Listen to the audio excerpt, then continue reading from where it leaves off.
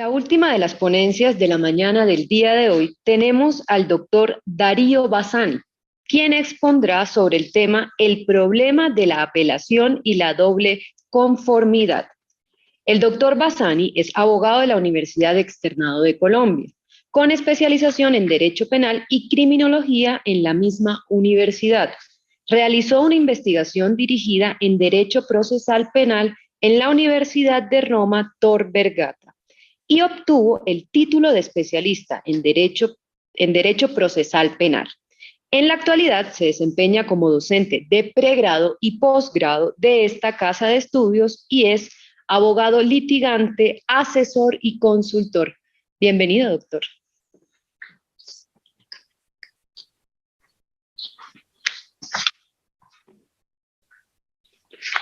Muchas gracias. Muy buenos días a todos. En primer término, y como es debido, presento mi agradecimiento al doctor Jaime Bernal Cuellar como director del Departamento de Derecho Penal de esta Casa de Estudios y por supuesto a la universidad por contar una vez más conmigo para participar en este certamen que nos convoca año a año a discutir temas de todo el relieve, tanto para el derecho penal como para el procedimiento penal. En esta ocasión me ha correspondido tratar con ustedes un tema de toda la actualidad que son los vínculos entre el recurso de apelación y el derecho a la doble conformidad y trazar los límites entre uno y otro y examinar la problemática que se presenta a la hora de limar esas diferencias. Para ello, me parece que resulta necesario volver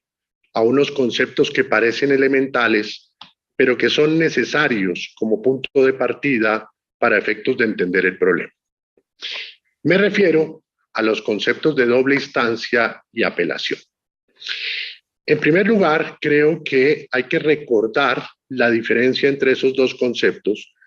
que comúnmente tratamos como sinónimos, pero que realmente no lo son. La doble instancia, entendida como la exigencia de un pronunciamiento por parte de un superior jerárquico que genera efectos vinculantes para la sentencia, es una cosa distinta a la apelación entendida en la dimensión subjetiva como recurso de parte. En ese sentido, la doble instancia se caracteriza como una exigencia legal que permite predicar efectos jurídicos de un fallo solo en tanto haya sido revisado por un superior jerárquico, mientras que el recurso de apelación se circunscribe al derecho de impugnación, es decir, en su dimensión subjetiva, se caracteriza como aquel acto de parte que pide la revisión de la sentencia en tanto considera que dicha sentencia le causa un agravio jurídico al recurrente. Entonces, mire que se parecen, pero no son lo mismo.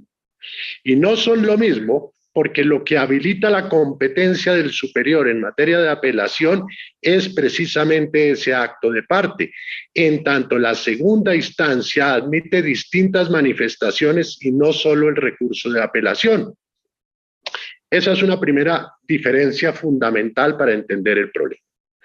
La segunda diferencia que me parece importante recordar son los conceptos de apelación plena y apelación restringida o limitada. Por apelación plena, la doctrina tradicionalmente ha entendido aquella apelación o aquel recurso que se caracteriza primero por otorgar competencia ilimitada al superior jerárquico para revisar la providencia impugnada y en segundo lugar, por apelación plena se entiende también desde el punto de vista subjetivo la posibilidad de que el recurrente incluya nuevas pretensiones, nuevos hechos y nuevas pruebas a consideración del superior jerárquico. En tanto, la apelación limitada tiene la característica de que limita la competencia del superior jerárquico, en tanto él no puede exceder el examen, la revisión de la decisión, sino atada al objeto de impugnación. Y en consecuencia, no admite la posibilidad de nuevas pretensiones, nuevas pruebas, sino que el reexamen se limita a los hechos y las pruebas que fueron objeto de discusión en la instancia. Esta diferenciación también es bien importante porque va a marcar también unas consecuencias jurídicas distintas respecto de la garantía de doble conformidad. Tercer concepto que me parece que debemos repasar y tener presente en esta discusión. Prohibición de reformatio in peius o prohibición de reforma peyorativa. La prohibición de reforma peyorativa es característica propia del recurso de apelación y no de la doble instancia. Surge entre nosotros e históricamente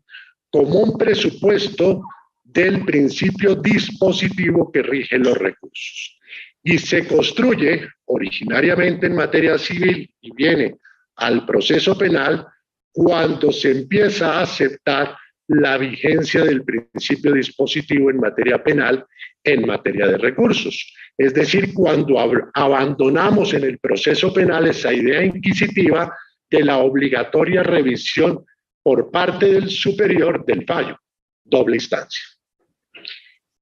En esa medida, la prohibición de reformatio in peius entonces surge como una garantía que se construye a partir de una ficción jurídica.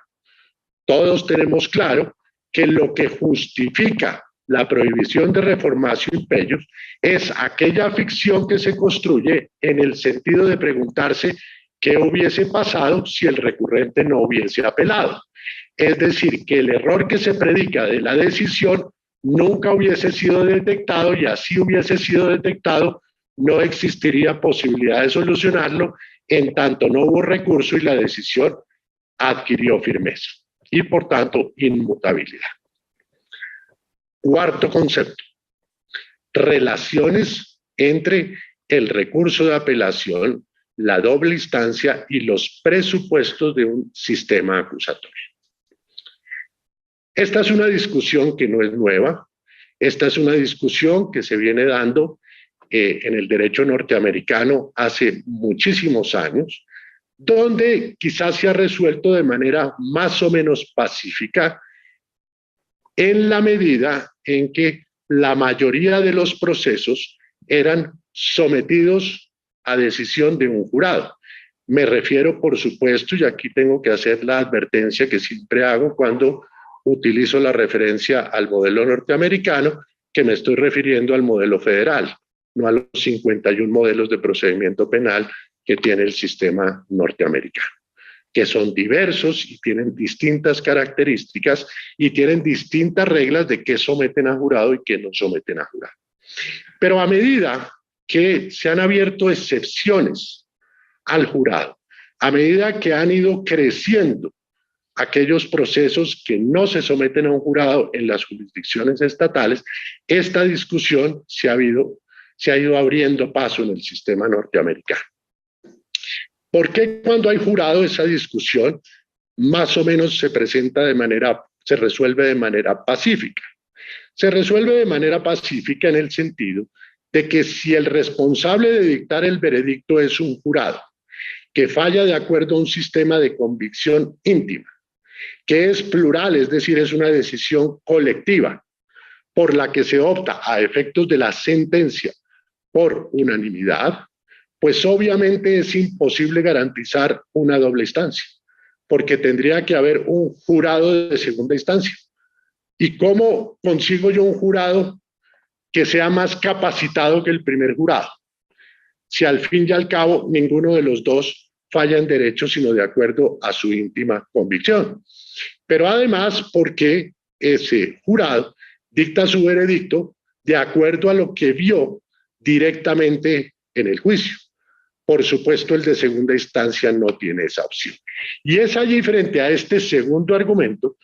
que la discusión reaparece para aquellos procesos que no se someten a jurado y cobra especial importancia en los sistemas europeos continentales que no tienen jurado. Discusión que los españoles, lo recordaba ayer tangencialmente el profesor Humberto Sierra en una muy buena exposición sobre la doble conformidad como paradigma del control de convencionalidad. Esa discusión se presenta en el caso español a propósito de dos dictámenes del Consejo de la ONU, uno del 20 de julio del 2000 y uno del 7 de agosto del 2002, donde por fuera de la discusión de la fuerza vinculante de esos dictámenes dentro del derecho español, que es un tema que no nos interesa por ahora, lo que se cuestiona allí es el hecho de que en el sistema procesal español acusatorio no se le abra paso a la doble conformidad,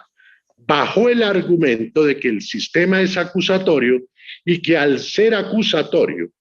es necesario garantizar los principios de inmediación, el principio de concentración y el principio de no prevención del juez, los cuales solo es posible asegurarlos en el marco de la primera instancia. Y como esos principios no tienen vigencia en el trámite de segunda instancia, la doble conformidad podría terminar sacrificando esos principios de la esencia acusatoria del sistema español. Alguien, digamos, demanda en acción de nulidad y lleva al Supremo la discusión, y básicamente lo que plantea, voy a leerles específicamente la parte donde se resume el argumento. Plantea lo siguiente: la revisión ha de ser efectiva, refiriéndose a la posibilidad de intentar una revisión en segunda instancia vía doble conformidad. La revisión ha de ser efectiva en cuanto al material probatorio, de manera que permita interpretar el sentido dado al mismo por el tribunal de instancia y propicie revisar la racionalidad de los métodos lógicos inductivos que suponen toda actividad judicial de evaluación de las pruebas. A lo cual se responde negándose la nulidad. Hay dos decisiones que aparecen frecuentemente citadas en esta discusión, una del 14 de diciembre del 2001 y una del 16 de febrero del 2004, donde se niega la nulidad por no acatamiento a los dictámenes, básicamente con este argumento. Dice el auto del Supremo: ni siquiera la grabación videográfica se está refiriendo a la puesta en peligro del principio de inmediación si se habilitase una revisión en segunda instancia de manera ilimitada. Ni siquiera la grabación videográfica de juicio de instancia sería suficiente porque son imágenes del pasado que solo permiten conocer el escenario, pero no las vivencias directas e intransferibles de los protagonistas, por lo que es suficiente con una disección y análisis de la adecuación del criterio de la sala a las pautas exigidas por la lógica y la experiencia. En otras palabras, lo que está diciendo acá el Supremo es que si privilegiamos la revisión ilimitada en segunda instancia vía doble conformidad y permitimos la revisión no solo de los puntos de derecho, sino también la discusión sobre los hechos y una nueva valoración de las pruebas en segunda instancia vía doble conformidad, estamos sacrificando el principio de inmediación, que es un presupuesto esencial del mismo sistema acusatorio. Postura con la que debo advertir coincido, pero a la cual añadiría que no es solo un problema de inmediación, es también un problema de concentración y de puesta en peligro del principio de no prevención del juez. ¿Y por qué razón? Porque obviamente la finalidad de la concentración, desde el punto de vista de perseguir que todo el juicio se adelante de manera continua en una misma audiencia, apunta es a formar la convicción del juez en un mismo momento a través de la inmediación, y se vincula a la no contaminación en ese momento al evitar que por la interrupción del juicio se presenten factores contaminantes en la decisión del juez. Eso que Stein llamaba el conocimiento privado del juez, que el juez salga de la audiencia que se interrumpió, se termine contaminando a través de factores externos y vuelva a la audiencia y termine decidiendo no por lo que vio, sino por lo que escuchó por fuera, o las opiniones que terminaron incidiendo en su criterio. Si nosotros atamos inmediación, concentración,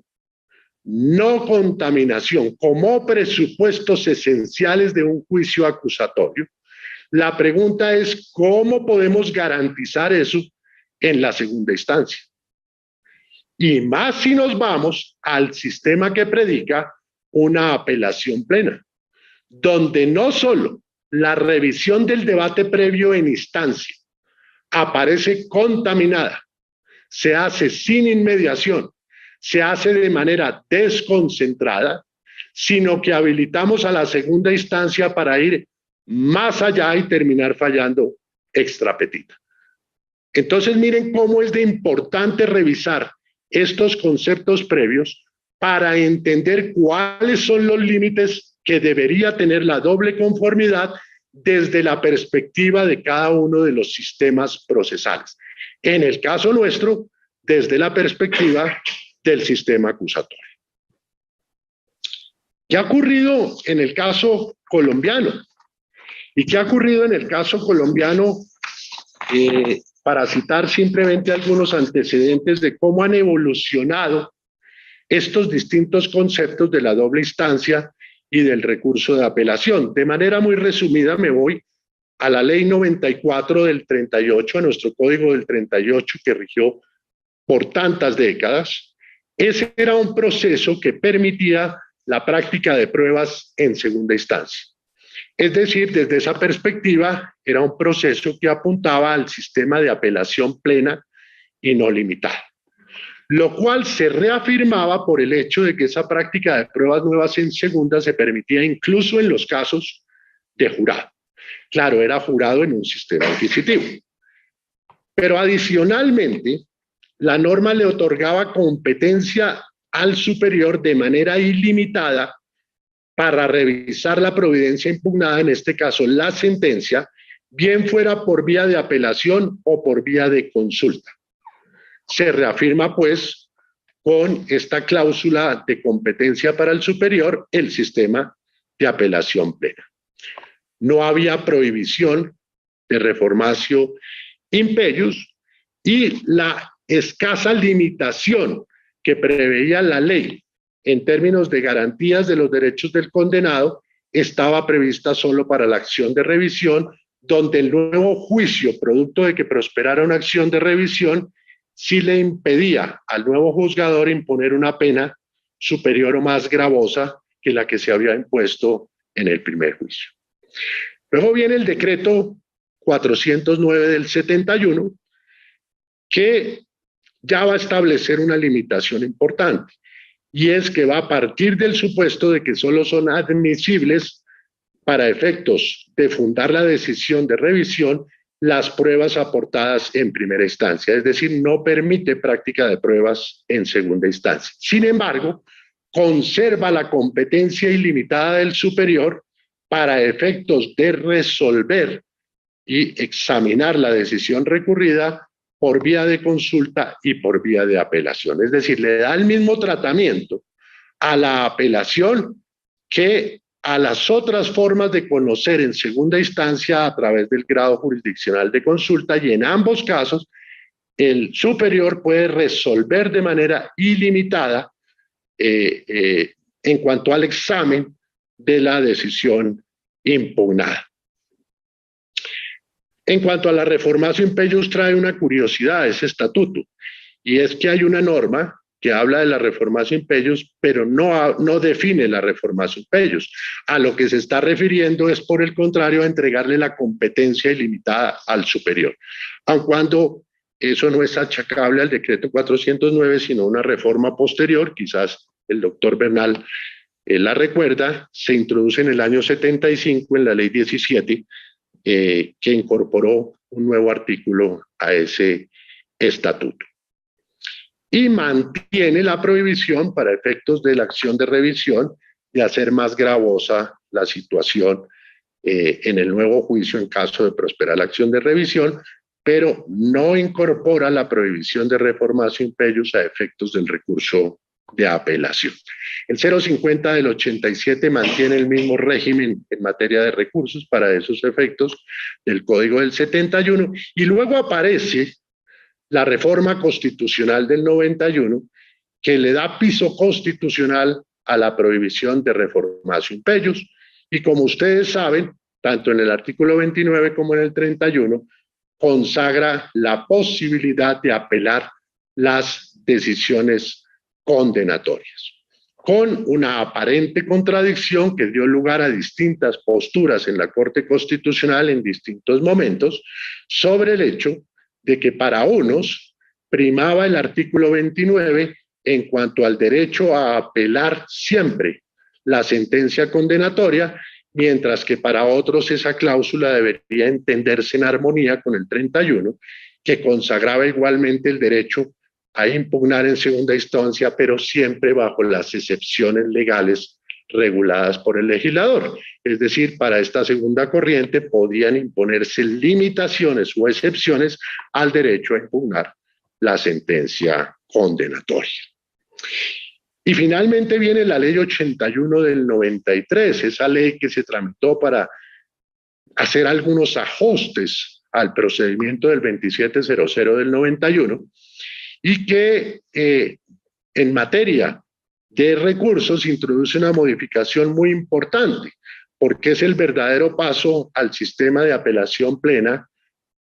para abrirle paso al sistema de apelación restringida o limitada. Porque no solo va a ratificar la vigencia de la prohibición de reformatio in peius para ese entonces ya constitucionalizada, no solo va a ratificar el hecho de que no hay pruebas en segunda instancia, sino la decisión del superior siempre debe fundarse en los hechos y pruebas admitidos y debatidos en primera instancia, sino que va a incorporar la cláusula que va a diferenciar la competencia del superior por vía de consulta de la competencia del superior por vía de apelación. Conforme a la ley 81 del 93, la consulta sigue otorgando competencia ilimitada al superior para revisar la totalidad de la providencia examinada, sometida al grado jurisdiccional de consulta, mientras que la apelación a partir de ese momento está limitada al objeto propuesto por el recurrente. Es decir, nunca el superior jerárquico a partir de la ley 81 del 93 puede extender el examen a objetos distintos de aquellos propuestos por el recurrente en apelación. Entonces miren ustedes cómo desde el año 38 hemos ido en un proceso, hasta ahora no he pisado el sistema acusatorio. Toda esta evolución se da en el marco de sistemas inquisitivos. Y desde el año 38 ha venido configurándose un proceso reduccionista de las competencias del superior jerárquico en materia de apelación y reduccionista de la competencia del superior jerárquico en materia de doble instancia. Curiosamente, cuando llega el sistema acusatorio, pues uno esperaría que se hubiera dado el paso que faltaba. ¿Y cuál era el paso que faltaba? La última limitación que no se ha incorporado al sistema colombiano y es aquella limitación que hace compatible el sistema acusatorio con la competencia del superior por vía del recurso de apelación. Sí, se avanzó en algo, se desechó el grado jurisdiccional de consulta. Es decir, ya no hay ningún caso, ni siquiera excepcional, como lo seguía previendo la ley 81 del 93 y la ley 600, en la medida en que en esa época todavía había algunas providencias de la en ese entonces denominada justicia regional que se sometían al grado jurisdiccional de consulta. Eso ya desapareció y hoy no tenemos grado jurisdiccional de consulta en el proceso penal, pero tenemos en la apelación todavía el sistema que permite, desde el punto de vista de la competencia del superior, revisar, hacer una nueva valoración de los hechos y pruebas que fueron objeto de examen en la primera instancia. Y esa revisión, por supuesto, se hace en desmedro y sacrificio de la inmediación, de la concentración y de la no prevención. Si uno quisiese hacer compatible el sistema acusatorio y sus elementos esenciales con el recurso de apelación, llegaría a la conclusión de que al sistema procesal penal colombiano le hace falta, primero, restringir el recurso de apelación exclusivamente para decisiones condenatorias. Claro, esa discusión ya se dio y se dio ante la Corte Constitucional, quien la resolvió, y lo digo con el mayor de los respetos, como siempre se hace en estos escenarios estrictamente académicos, donde la crítica es constructiva. Creo que se resolvió de manera equivocada, y se resolvió de manera equivocada porque bajo la tesis del amparo de los derechos a la verdad, justicia y reparación de las víctimas, se habilitó no solo la activa participación de la víctima en el proceso, sino incluso en el ejercicio del derecho de impugnación. Bajo el entendido de que el recurso judicial efectivo de la víctima tiene que estar amparado también por vía de apelación, cuando yo creo que lo que exigen los textos internacionales es el derecho a un recurso judicial efectivo, que bien puede ser el que ha existido siempre, que es la casación. No necesariamente implica habilitar la posibilidad de que la víctima apele la sentencia absolutoria. ¿Y por qué llego a esa conclusión? Porque si privilegiamos los elementos del sistema acusatorio como presupuestos de la legitimidad de la decisión y amparamos la inmediación, amparamos la concentración, amparamos la no prevención como presupuestos de legitimidad de esa decisión, necesariamente llegamos a la conclusión de que si lo que va a cuestionar la víctima es la indebida valoración de las pruebas sobre los hechos en la instancia previa, entonces está permitiendo, abriendo la puerta para que en la segunda instancia dicte una decisión que en últimas es la que obliga, que en últimas es la que produce efectos, pero que es de esencia inquisitiva, no de esencia acusatoria, puesto que no tiene esos elementos. Ahora, las reglas son iguales, y eso implicaría también restringir la competencia del superior en el caso de la apelación contra sentencias condenatorias. Las sentencias condenatorias no es que no sean apelables bajo esta égida, son apelables, pero para solicitar la revisión de puntos de derecho, y eso que en la corriente germánica terminó cambiando lo que originalmente era la diferencia entre el recurso de apelación y la nulidad, y es la posibilidad de que también se revisen vicios in procedendo,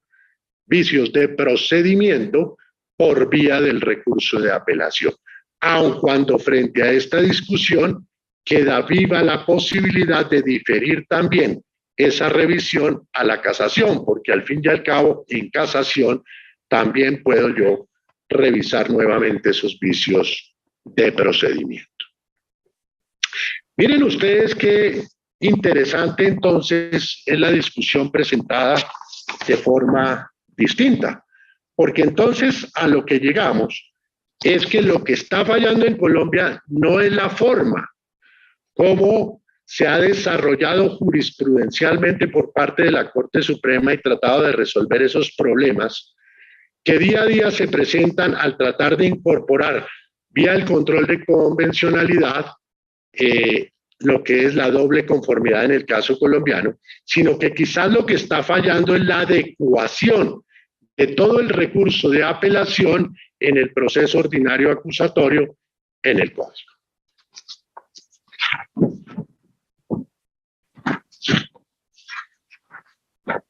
Bueno, revisemos ahora qué ha pasado en esa evolución de lo que es el principio o garantía de doble conformidad en el caso colombiano. Lo voy a hacer de manera muy resumida y casi que como repaso, porque ayer el doctor Humberto Sierra tuvo la oportunidad de mostrarles el comportamiento de esa línea jurisprudencial. Ustedes la tienen en pantalla. Básicamente quiero destacar algunos hitos en esa línea jurisprudencial. Miren la línea en el tiempo. Tenemos primero el Pacto Internacional de Derechos Civiles y Políticos, donde es importante que ustedes reparen en algo. Y por eso quiero volver a la importancia de tener clara la diferencia entre apelación y doble instancia. Lo que dice la Ley 74 del 68, aprobatoria del Pacto Internacional de Derechos Civiles y Políticos, y lo que dice el texto del pacto, es que el culpable tiene derecho a que el fallo condenatorio y la pena que se le haya impuesto sean sometidos a un tribunal superior, pero de acuerdo a la regulación que cada uno de los estados parte tenga, obviamente, dentro de su sistema procesal. Normas que fueron redactadas en vigencia de sistemas inquisitivos. Recuerden ustedes que precisamente eso es lo que suscita la discusión sobre si los Estados Unidos en ese momento, y aquí me adelanto un poquito a lo que es la Convención Americana de Derechos Humanos, acepta o no la jurisdicción internacional de la Corte para esos efectos, obviamente por las reservas que planteaba eso frente a los procesos que se adelantan ante un jurado. En cambio, la Convención Americana de Derechos Humanos y su ley aprobatoria, la Ley 16 del 72, en el artículo 8, numeral 2, literal H, lo que consagra es el derecho a recurrir el fallo ante un juez o un tribunal superior, hasta allí es idéntico en los términos del Pacto Internacional de Derechos Civiles y Políticos, pero desde el punto de vista de la garantía, va a traer una regulación que de alguna forma difiere, en tanto una cosa es el derecho a recurrir en general y someter la decisión a un órgano superior, y otra cosa es el derecho que tiene todo condenado a que siempre apele o no apele, un superior jerárquico le revise su condena. Son dos cosas distintas, porque esta última se enmarca es dentro de los límites a la segunda instancia y no al recurso de apelación. Posteriormente viene la Constitución, y ya vimos que en el artículo 29 y en el artículo 31, pues recoge dos textos distintos respecto del derecho a la impugnación, y miren ustedes que uno lo que está recogiendo es el texto de la Convención, mientras que el otro lo que está reproduciendo el texto del pacto. Ya vienen una serie de decisiones en esa línea jurisprudencial que van a diferir en cuanto al alcance de la norma constitucional. Hay una primera decisión importante que frecuentemente se omite en los análisis de línea jurisprudencial sobre el tema, que es la C019 del 25 de enero del 93, importante porque es una decisión en la cual la postura de la Corte, miren ustedes, es la de reconocer que, conforme al tratado internacional que reconoce o incorpora al ordenamiento jurídico los derechos de los niños y de los menores adolescentes en los procesos penales, llega a la conclusión de que en el tratado, y de esa forma, de manera convencional, incorporado por virtud del 93 al ordenamiento jurídico interno, sería obligatoria la doble conformidad de alguna forma en las decisiones que se adopten contra menores de edad que impliquen la imposición de una pena privativa de la libertad. Y entonces allí hay una lectura que va a condicionar la lectura de los textos constitucionales del artículo 29 y del artículo 31. No en esencia desde el punto de vista de la doble conformidad, como la va a entender la providencia posterior del año 2014, pero sí desde el punto de vista del derecho a apelar la sentencia condenatoria siempre que se imponga pena privativa de la libertad a un menor. Es decir, que no caben las excepciones legales como la incorporaba el texto legal en ese momento. Pero luego, a partir del mismo año, el 20 de abril, viene una decisión que cambia completamente las cosas. Es cuando la Corte Constitucional, al momento de cuestionarse el hecho de que en la Corte Suprema de Justicia haya juicios de única instancia,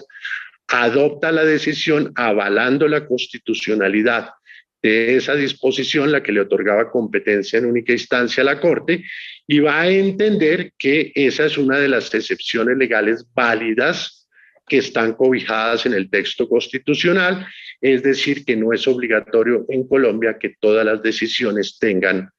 doble instancia. Línea que se va a mantener pacífica en distintas decisiones. Ustedes ven allí algunas de las más importantes y que va a cambiar solo hasta la C-792 del 2014, momento a partir del cual se abre nuevamente la discusión y no solo se va a admitir que a partir de ese momento toda sentencia penal tenga derecho a ser apelada por la persona a la cual le causa el agravio, en este caso el condenado, sino que va a surgir allí el concepto de doble conformidad en el sentido de que toda primera condena que se dicte en un proceso penal obligatoriamente debe ser revisada y confirmada para efectos de producir efectos jurídicos. A partir de allí, como les mencionaba ayer el doctor Humberto, vienen distintas decisiones tanto de la Corte Constitucional como de la Corte Suprema de Justicia que se van a preocupar ya no por el hecho de si es admisible el derecho a la doble instancia en Colombia como una garantía que no admite limitación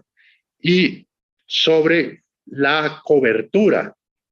de la garantía de doble conformidad, sino ya cuestiones, perdónenme el término, más mecánicas en el sentido de a partir de qué momento, qué decisiones cobija, cuál es su cobertura, etcétera, cómo resolvemos los problemas al interior de la Corte para que se pueda hacer efectiva esa garantía. Y por eso surge allí el acto legislativo en el año 2018 tratando de otorgar competencia a la Corte y al menos resolver un problema, y es cómo garantizar a su vez no solo la doble instancia, sino la doble conformidad al interior de la Corte. Por supuesto, falta la regulación en relación con todas las demás instancias y no solo ante la Corte Suprema de Justicia. Es un tema en construcción, es un tema que todavía tiene vigentes muchos debates. Está el debate, por ejemplo, en relación con si esa debe ser, me refiero a la revisión por vía de doble conformidad, una revisión obligatoria de derecho, así como se hablaba por allá en las ordenanzas criminales de 1670, donde el recurso de apelación era un recurso de derecho, es decir, que realmente lo que había allí era una consulta. Y un recurso de derecho porque la persona apelara o no apelara, subía obligatoriamente a la segunda instancia. Y entonces, por eso, algún sector de la Corte Suprema de Justicia, en posición minoritaria, salvó el voto de manera reciente en una decisión considerando que ese derecho a la doble conformidad debería implicar la revisión automática en todos los casos de las condenas. Porque si ese derecho, bajo el alcance que le dio el texto constitucional, implica que ninguna sentencia condenatoria puede producir efectos jurídicos si no es confirmada por un superior, no puede depender del apelante, sino que en todos los casos debería subir de manera obligatoria a consulta del superior, refiriéndose obviamente a las sentencias condenatorias. Mientras que la posición de mayoría hace primar el concepto de doble conformidad atado al de impugnación especial. es decir, lo va a entender como lo entendió la Corte Interamericana en las distintas decisiones que originaron la postura del 2014 en la Corte Constitucional, en el sentido de que es un derecho atado o es un derecho que surge como presupuesto del derecho a la impugnación, es decir, estaría atado a la apelación. Pero hay más discusiones vivas que todavía no se han resuelto. El tema de la aplicación retroactiva, que se trató de resolver también en una providencia reciente por vía de tutela, y que pues de alguna forma en un fallo que tampoco compartimos, vuelvo y lo reitero de la manera más respetuosa, pues toma como referente una fecha de aplicación y de producción de efectos jurídicos de la doble conformidad en Colombia referida a una sentencia de la Corte Interamericana y no se explica el por qué esa es la fecha que debe originar la aplicación con efectos retroactivos de la doble conformidad en Colombia. Porque no se asume la postura de que es a partir del 2014 cuando el órgano de control constitucional en Colombia incorporó la garantía. No se asume la tesis de que fue a partir del año 91 cuando se incorporó la prevalencia a nivel constitucional de los tratados públicos en materia de derechos humanos en el régimen colombiano. Ni se asume la otra tesis, fíjense que todas estas son de contenido normativo, de fuentes, ni se asume la tesis de ir más atrás, es decir, de entender que verdaderamente lo que importa es cuándo nació la norma y cuándo se volvió vinculante, es decir,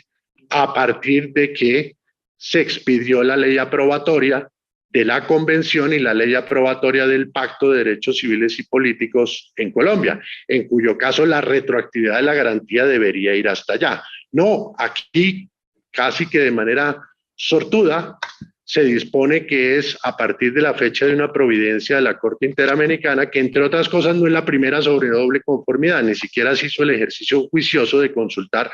cuál había sido la primera decisión de la Corte Interamericana. Pero además porque lo que vincula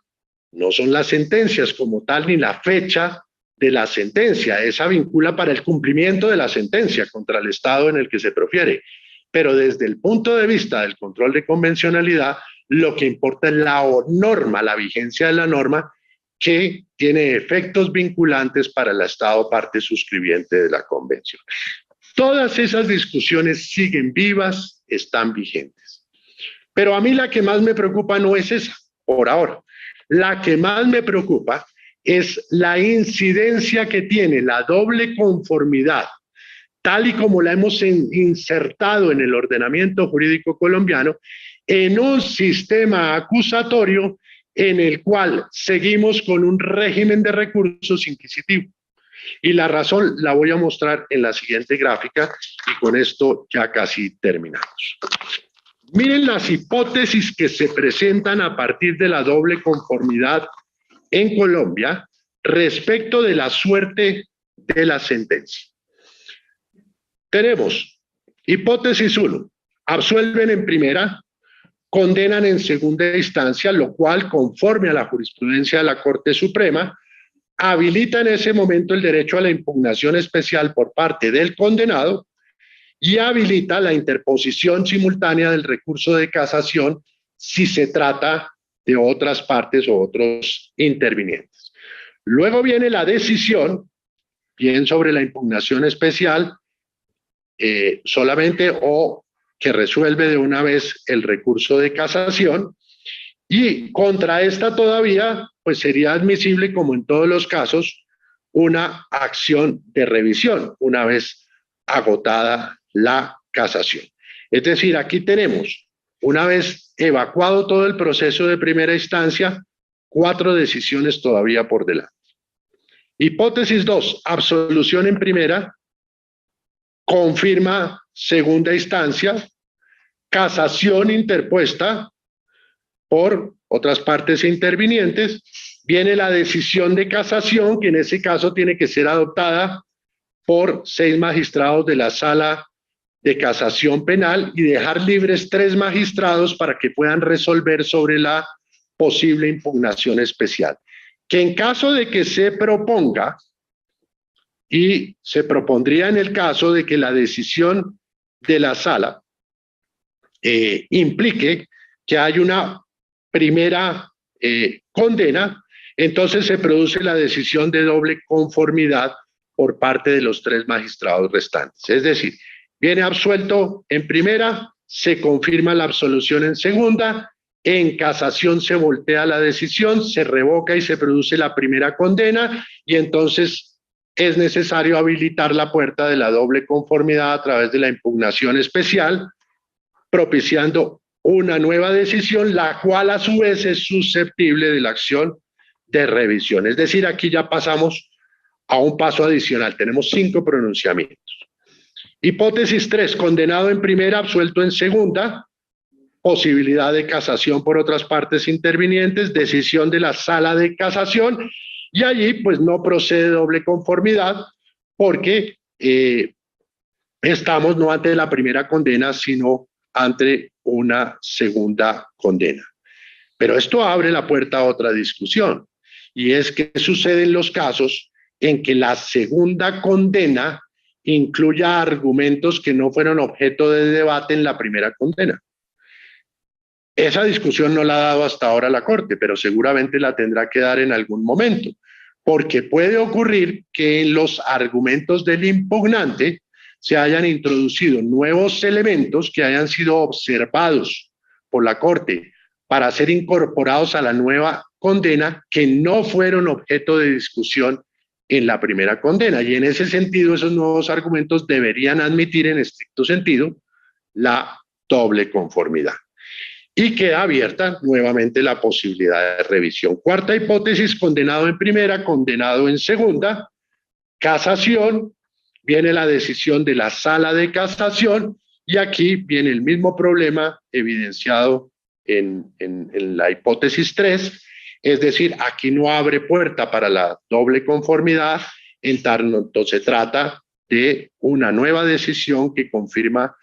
tanto la condena de primera como la de segunda, pero surgiría la posibilidad eventual de que en esta nueva condena se introduzcan elementos que no fueron objeto de discusión en las 2 instancias previas, y cabría preguntarse si allí sería admisible un nuevo reexamen en sede de doble conformidad. Posteriormente, posibilidad abierta de acción de revisión. No existen tiempos procesales que midan el trámite de estos recursos, de estas posibilidades, sencillamente porque el tema es nuevo y todavía no es medible. Pero ustedes podrán ya hacer una aproximación al tema. Todos los que me están viendo, pues algún contacto directo como sujetos procesales o funcionarios han tenido con el proceso penal del sistema acusatorio. Y todos ustedes saben cuánto se está demorando en promedio el trámite de un recurso de apelación contra una sentencia. 1 año, 3, 6, hay de todo. Pero lo cierto es que se exceden por completo los tiempos previstos por el legislador para el trámite del recurso de apelación. Y ese es uno de los 4 o 5 o 6 que se derivan de haber incorporado el tema de la doble conformidad y no haber corregido los textos legales del recurso de apelación y haber limitado la posibilidad de apelación, al menos en el caso de las absolutorias, y en el caso de las condenatorias, haber introducido la limitación respecto de la posibilidad de nuevo reexamen de los hechos y las pruebas que ya fueron debatidos en primera instancia. Muy seguramente, un sistema que abra paso a la doble conformidad, pero con esas limitaciones, reitero, en el recurso de apelación, no produciría los efectos traumáticos que está produciendo el tema de la doble conformidad. Y aquí quiero ser claro, la consecuencia no puede ser abolir la doble conformidad. Primero, porque es una garantía de origen convencional. Segundo, porque es una conquista liberal en términos de garantías del condenado. Lo que tenemos es que, repito, ajustar el texto del procedimiento penal en materia de doble instancia y en materia del recurso de apelación bajo la óptica del sistema acusatorio. Y por eso quiero terminar con un par de datos estadísticos que nos llevan a hacernos la pregunta. Esos datos estadísticos son tomados de algo que se ha denominado el Manual Azul de la Justicia, publicado por la Corporación Excelencia para la Justicia, con base en datos recopilados cuya fuente es el Consejo Superior de la Judicatura. Hay un estudio muy completo anterior del 2016, este es del 2019, donde se hace una medición de todos los tiempos procesales por etapas en toda la jurisdicción ordinaria, no solo en materia penal, pero ese dato no lo puedo utilizar para estos efectos. Me hubiera gustado y traté de consultarlo para ver qué me servía de allí, para medir los tiempos procesales de las segundas instancias, pero realmente no es fiable porque, como lo advierte el mismo estudio, es una muestra descriptiva y no conclusiva en torno a la duración de los tiempos procesales en materia penal, porque las muestras pues son cuantitativamente no fiables. Estamos hablando de 200 procesos en una región, lo cual no nos muestra una conclusión confiable en términos porcentuales. Pero en el estudio del 2019 sí se destaca, ya no desde la perspectiva de los tiempos procesales, sino cuantitativamente, lo siguiente. Del total de noticias criminales, el 5% terminan en sentencia y el 74% evacuadas por la Fiscalía terminan en archivo. ¿Por qué me llama mucho la atención ese dato estadístico? Porque miren ustedes que el presupuesto que habilita la doble instancia, y desde allá, desde esas discusiones, y cuando uno va a las memorias de Luis XIV, instancias bajo las cuales se propició la redacción de las ordenanzas criminales de 1670 que les refería aquí en acápite anterior, uno lo que se encuentra es que los argumentos para habilitar